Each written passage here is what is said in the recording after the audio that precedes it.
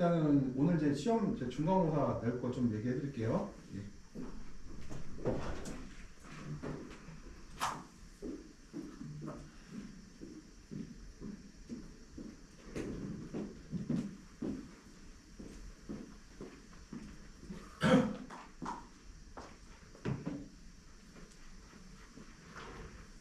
용서부터 저기 이제 용서를 일단 용서라는 거는 이제 온실에 그러니까 수경재에 사용하는 물을 이제 용서라고 그러고요. 이제 항상 물은 시간대별, 일별, 시계별로 충분해야 된다. 예를 들어서 평균을 따지는 게 아니라 따질 때는 언제를 따질까요? 또 우리가 6월 달에 물 들어간 양을 따지는데 6월 달에 수경재배에서 1헥타 기준으로 최하 60톤에서 한 90톤 정도의 물이 필요해요. 그 정도가. 100톤 정도 얘기하고 있거든요. 그래서 그만큼의 물이 필요하기 때문에 시간대별 일별 기준을 잡아야 되고요. 그 다음에 수질은 작물에 허용하는 기준이 있어야 되고, 그 다음에 우리 사용하는 물은 지하수, 하천, 수돗물, 빗물들이 있어요. 그래서 주로 이거 사용하고 있습니다. 지표수나 하천수는 어떤 문제가 있느냐? 이 제초제나 이제 특히 병해공도 있지만 이 제초제의 문제가 있어요. 특히 지표수는. 그래서 이 제초제가 들어오게 되면은 그 작물이 그냥 작살나 버리거든요. 그냥 한 번에. 그래서 이런 피해가 날 수도 있고요.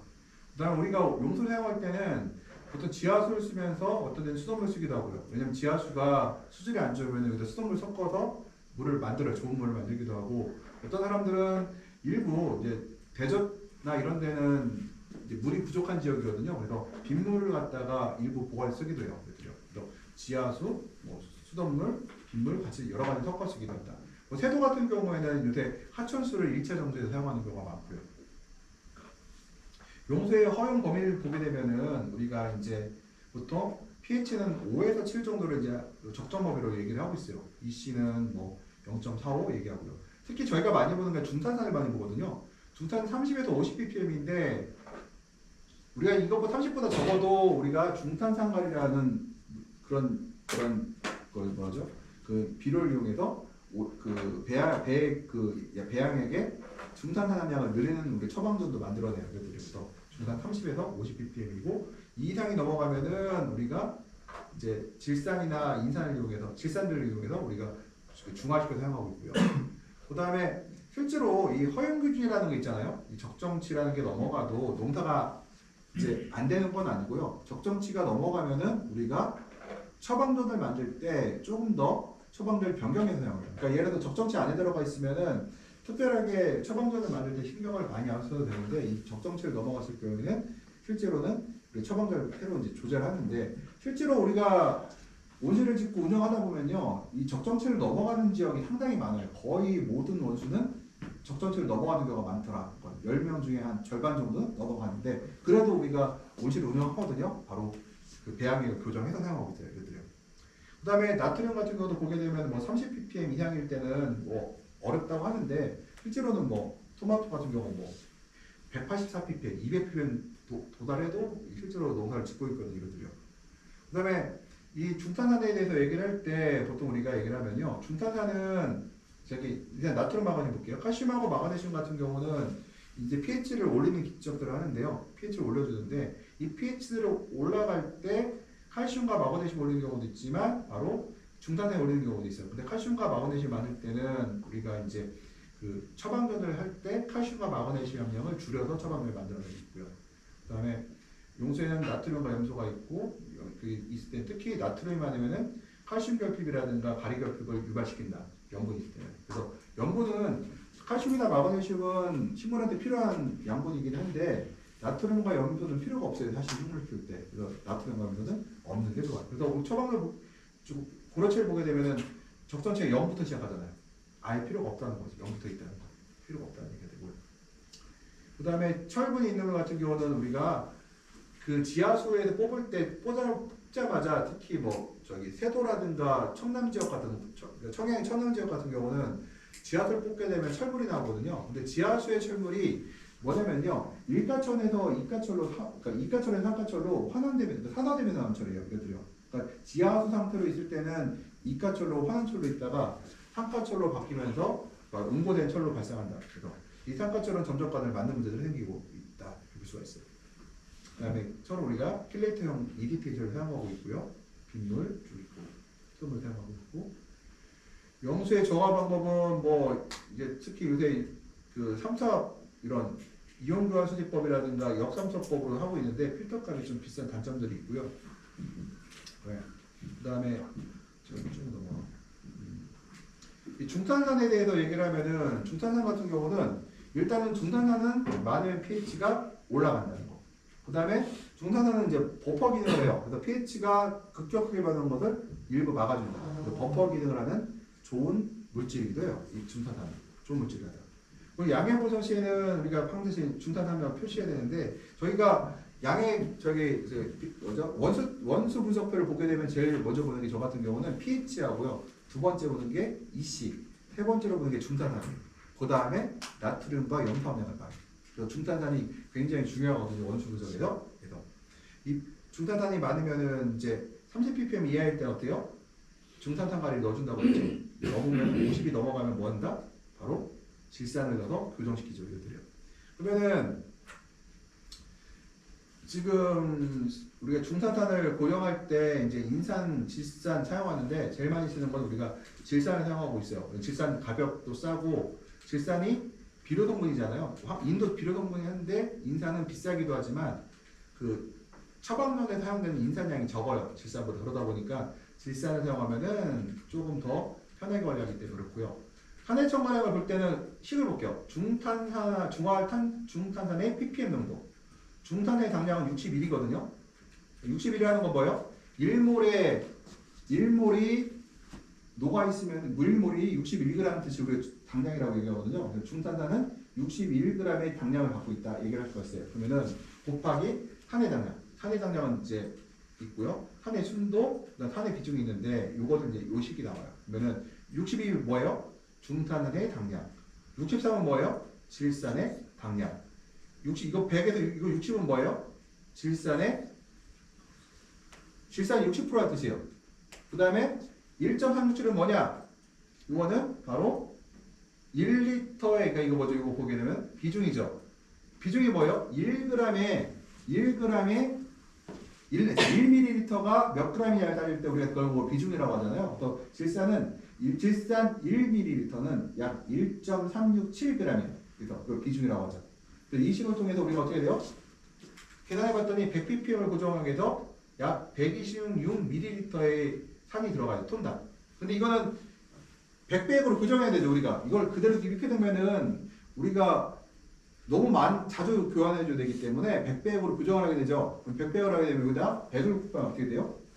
12.6L를 집어넣어야지 어떻게 해요? 100ppm의 중탄산을 교정할 수가 있다는 거죠. 이것들이요. 그렇죠? 그러면은 우리가 질산을, 그러니까 중탄산을 150ppm에서 100ppm을 줄이기 위해서는 우리가 100배 통에다가 얼마를 넣어야 돼요? 12.6L를 집어넣으면 해결되겠죠. 이것들이요. 중탄산을 증가시키는 방법이 뭐냐? 탄산칼슘과 중탄산가리를 집어넣는 방법이 이제 증가시키는 방법이 되겠죠. 그래서 중탄산가리가 우리가 많이 사용하는, 우리가 보통 중탄산 들릴 때 사용하고 있다. 중탄산은 탄하고 만나면 안 되기 때문에요. 탄통에 넣지 않고 이것들은요. 탄하고 만나면 안 되거든요. 그 다음에 우리가 이제 중탄산 넘어가고. 그러니까 산 사용량은 식 다시 한번 보시면. 산탕 이거 볼게요. 이거는 여기 보면은 중살 탄산 농도의 ppm. 예. 뭐야? 중탄산 당량이 있죠. 당량이 뭐예요? 이거는 61g이에요. 그냥 61이 이제 이게 중탄의 당량이에요. 보다가 이제 탄산할 게 얼마 여기서 내가 150이면은 100ppm을 없애야 되고 200ppm 얼마 없애야 돼요? 150ppm을 없애야 되겠죠. 그러면요. 여기다가 산의 농도는 60%잖아요. 그러면은 30% 쓰면 30% 쓰는데 60%는 것이기 때문에 60%를 하면은 60분의 100을 해줘야 실제로 60% 양이 들어가죠. 중탄이 얼마큼 질산이 필요한지 곱하기 이거는 무게로 따졌잖아요.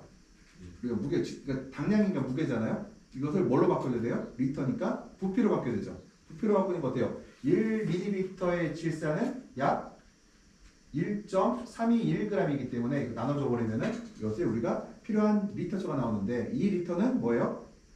100배가 아니라 1리터의 물을 그조한테 사용되는 거죠. 그럼 우리를 100배 농축액을 하려면 여기다가 100을 곱해주면은 실제로 우리가 몇 리터의 물이 몇 리터의 질산이 필요한지가 나오겠죠. 그래서 그러면은 이 경우에는 약 12.6리터의 물이 질산이 필요하다고 할 수가 있겠어요.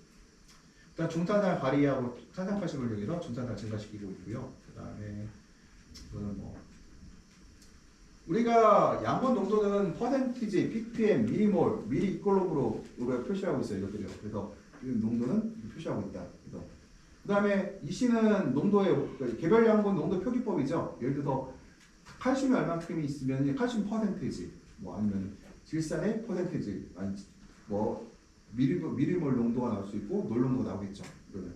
그래서 개별 비료의 배별 양분 농도 표기법은 퍼센티지, ppm, 미리몰, 미리꼴럼들이 된다고 볼 수가 있어요. 그 다음에 이제 규정 농도 이렇게 쭉 한번 이걸 읽어보시고 전기전도라는 거는 우리가 이제 전기전도라는 거는 이제 비료의 농도를 얘기하죠. 그러니까 이거는 개별 농도가 아니라 전체 비료 농도를 얘기하는 거예요. 전체 비료 농도를 우리가 이시로 표기하고 있죠. 이것들이요.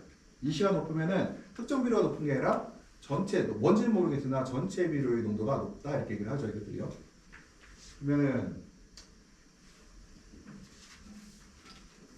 우리가 이제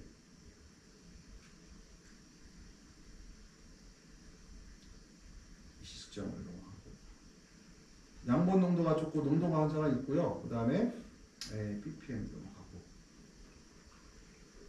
실제로 필요한 양을 계산해 볼게요. 이제 우리가 이제 4mm몰의 칼슘을 공급하고 싶어요. 아니 질소를 14mm몰 공급하고 싶어요. 그러면은 여기 볼게요. 사수염이에요. 칼슘이 지금 얼마큼 들어있어요? 하나가 들어있죠. 여기는 얼마요? 질소가 하나, 둘, 몇 개 들었어요? 이게 두 개니까 두 개가 들어있잖아요. 두 개가 들어있죠. 그러니까 어떻게 돼요? 얘는 14ml를 공급하려고 하면 어때요? 이 전체 14ml몰에서 반을 나눠야죠. 두 개가 들었으니까. 그게 높은 다음에 여기다가 사수염의 분자량을 곱해버리면 뭐가 돼요? 실제로 필요한 리터당 비료량이 계산되죠. 얘는 이제 칼슘 같은 경우 4ml몰이 필요하다고 계산해요. 3ml 필요해서 어떻게 돼요? 4ml 곱하기 여기다가 4ml몰인데 몇 개 들어있어요? 여기가 칼슘이 하나밖에 안 들어있죠. 그러면은 얘는 그대로 이 전체의 분자량 곱해버리면은 사수염 비료가 얼마큼 필요한지 알 수가 있죠.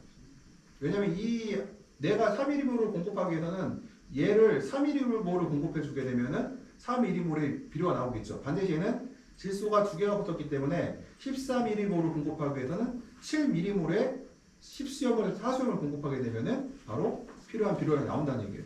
이해가 되나요? 예, 분자량을 그냥 곱해버립니다. 그러면 여기다가 리터당 필요한 비료의 무게수가 나오겠죠. 이것들이.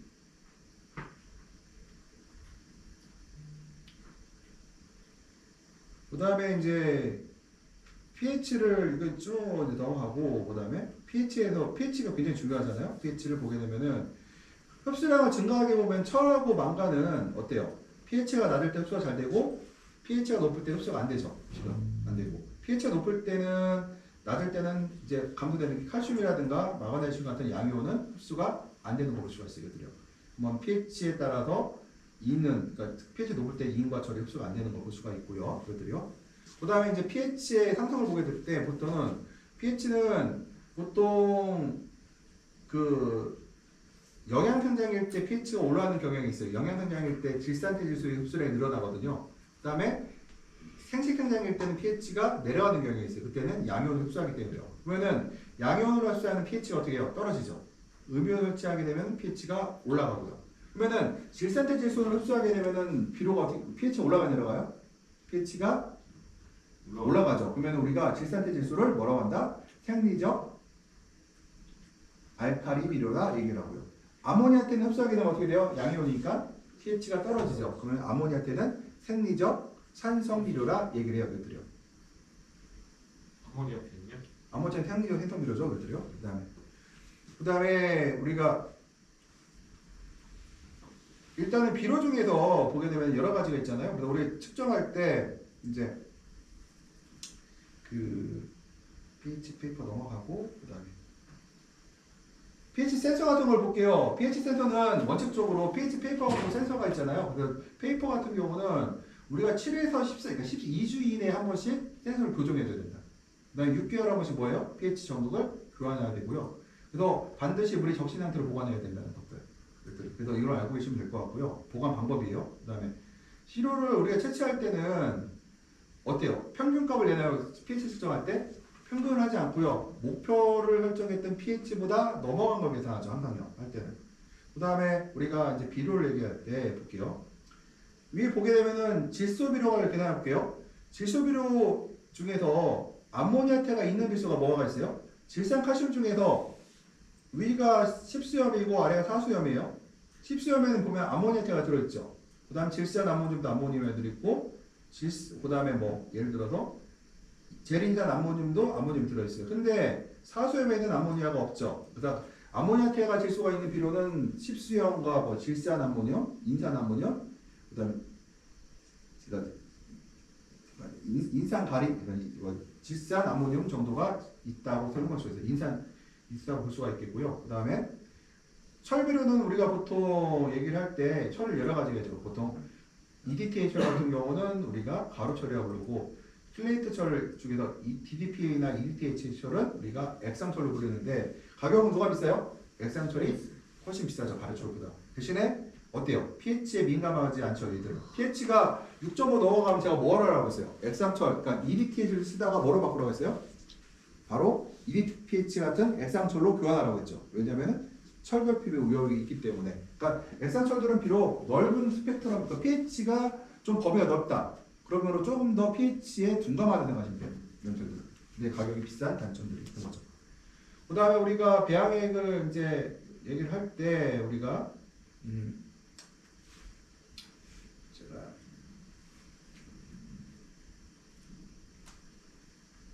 쭉 하고요.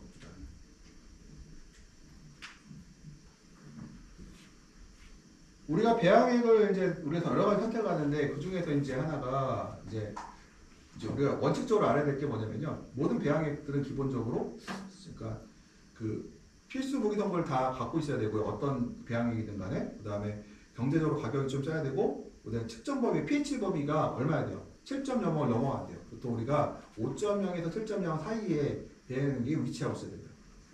더 좋은 거는 6.5. 5.0에서 6.5 사이에 들어가 있으면 굉장히 좋고요. 7.0까지도 어느 정도 허용을 해줘요. 그래서 배양액 종류는 다양한데 배양액을 탔을 때 범위가 5.0에서 6.5 또는 7.0 안에 들어가 있어야 된다는 거. 5.5에서 6.5요? 5.5에서 6.5 또는 7.0까지도 우리가 얘기를 해요. 그냥 거기까지는. 근데 그 다음에 우리가 배양액 종류를 얘기를 할 때 그렇고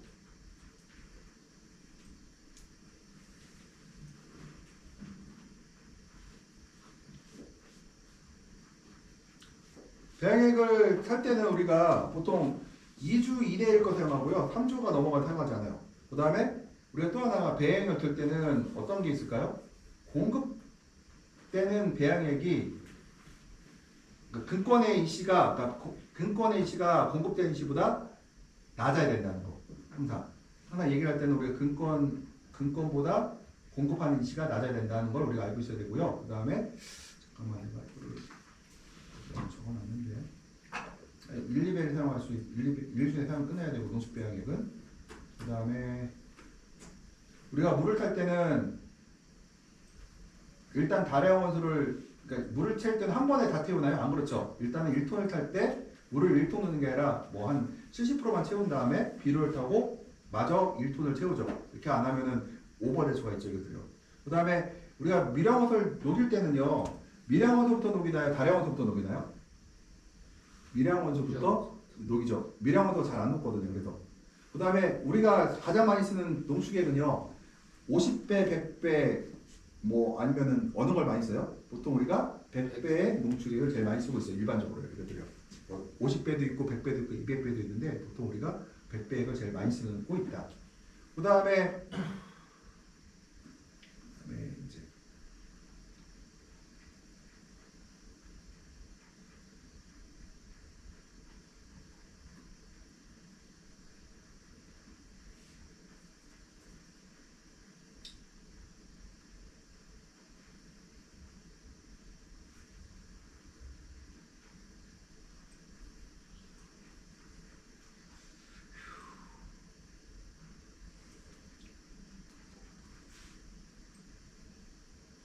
급액 관리에서 좀 볼게요, 이제요.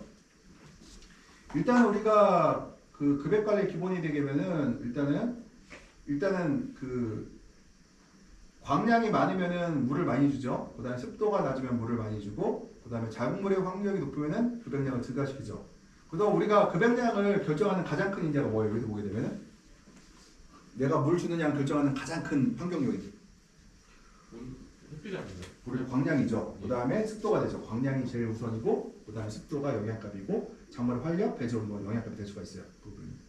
그 다음에 우리가 한번 급액을 주는 거랑 계산해 볼게요. 우리가 일단은 배지의 특성에 따라서 이제 설명을 좀 보게 되면은 배지가 예를 들어서 배지 특성에 따라서 얘기해 보면은요. 배지는 안면 펄라이트 코이어 배지가 있죠. 그다음 펄라이트 이거 안면 펄라이트 바뀌었어요. 아시죠? 위아래 바뀐 거예요. 바뀌었는데 안면이 펄라이트보다 보수성이 좋죠. 그러면은 좋고요. 그다음에 급액 간격은 그러면 안면에 촘촘히 줘야 돼. 펄라이트를 촘촘하게 줘야 돼요. 펄라이트가 짧게 자주 줘야 되고요. 코이어하고 안면하고 비교하면 누가 더 촘촘하게 물을 줘야 돼요? 안면이 더 촘촘하게 주고 코이어 배지는 좀 더 턴을 넓게 준다. 이것들 생각하시면 될 것 같아요. 그 다음 배지 함수량에 대해서 얘기를 할 때 일단 배지 함수량은 어때요? 광량이 많을수록 많이 주고요. 광량이 없을수록 마르게 관리하고요. 상대 수포가 높을수록 급액을 많이 하고 상대 수포가 낮을수록 급액을 적게 한다. 이거. 그 다음에 작물의 활력에 의해서 비례할 금량을 증가시키다. 그래서 아까 했었고 그 다음에 배지 볼륨이 크면은 어때요? 다량 소외를 하고 배지 볼륨이 작으면 소량 다회 전략을 핀다는 것들을 하셔야 되고 그 다음에 우리가 물 주는 양을 계산해 보려고 하는데 한번 계산해 볼게요. 예를 들어서 우리가 100에서 100cm, 20cm, 7.5cm가 되면요 15리터가 되죠. 15리터에서 내가 예를 들어서 한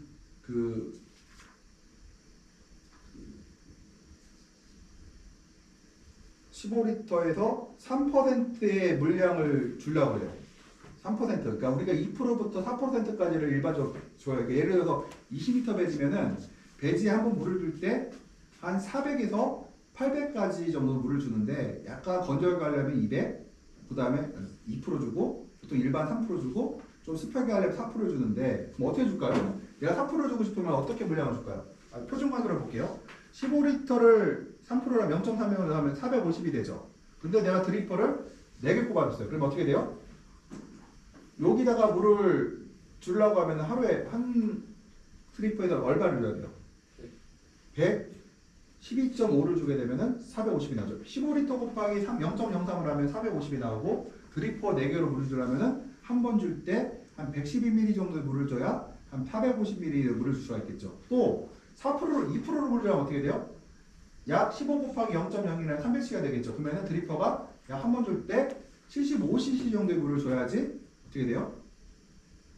많죠. 되겠죠. 그러면은 이 드리퍼 우리가 주는 거는 배지 볼륨에 따라 물을 주죠. 한 번 주는 물량. 배지가 2%부터 4%니까 드리퍼의 개수가 많으면은 드리퍼당 물 주는 양이 줄어들 거고 드리퍼의 개수가 적어지면은 한 번 주는 양이 늘어나겠죠. 이것들을. 그래서 생각하시면 돼요. 드리퍼가 몇 개 뽑히냐도 중요하지만 적게 달리면은 물을 한 번 줄 때 많이 주면 되는 거고요. 대신에 우리 얘기했죠. 한 번 줄 때 물을 얼마큼 주라고 했어요? 70cc 이하는 주지 말라고 그랬죠. 이것들이요. 주지 말라고 했어요. 이것들은. 그 다음에 급액 관리에서 얘기를 할 때요. 우리가 일반적으로 첫 배액이 여기 늦게 나오면 근권이식 어떻게 돼요? 높아진다고 했죠. 급액이 늦게 나오면 높아져요. 그 다음에 배지 함수율의 이시 변화는 배지가 건조할 때 크게 변해요? 아니 작게 변해요? 배지가 건조할수록 크게 움직이죠. 그 다음에 광량 대비 근권 함수를 이제 광량 대비 높은 근권 함수를 이제 광량이 높으면은 어떻게 해요? 함수율을 높게 가져야 돼? 낮게 가져가야 돼요? 높게 가져가야 되죠. 광량이 높을 때는. 광량이 낮을 때는 낮게 가져가요. 일반적으로 광량이 적고 온도가 낮을 때는 첫 급액을 늦게 해야 하면 일찍 시작해야 돼요? 광량이 없을 때는 첫 배액을 늦게 하죠. 첫 배액을 늦게 한다. 그리고 광량이 많을 때는 일찍 물이 들어가는 것들이요. 그렇게 하시면은 우리가 여기까지 하고 이게 이제 지난번 수업한 데까지가 이제 수업범이고 오늘 한 거는 이제 수업범이 아닌데 일단 이렇게 하시고 여기까지 하고 나서 다음 주 이제 저희 시험은 언제 몇 시에? 시험날 몇 시에? 똑같지 9시에. 9시 그러니까 월요일 날 1시에 시험 보죠. 1시 시험.